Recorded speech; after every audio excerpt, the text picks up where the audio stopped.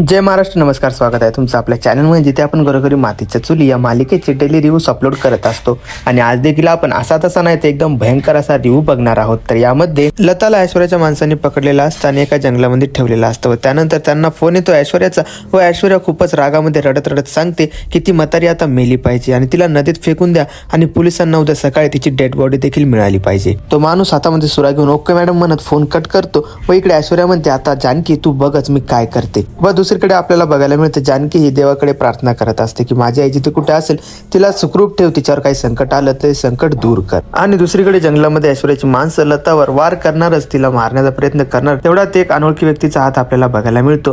त्याच्या हातामध्ये गन असते व तो दोन्ही माणसांना गोळ्या घालतो। अशा थरारक गोष्टी आपल्याला पुढील भागामध्ये बघायला मिळणार आहे। तर प्रेक्षकांनो, कोण असणार ही अनोळखी व्यक्ती जिने वाचवलाय लताचा प्राण? कदाचित हा गणपती बाप्पांचा तर चमत्कार नव्हे, हे बघायला खूपच इंटरेस्टिंग असणार आहे। तर बघत राहा घरोघरी मातीच्या चुली आणि अशाच न्यूजसाठी आपल्या चॅनलला नक्कीच सबस्क्राईब करायला विसरू नका।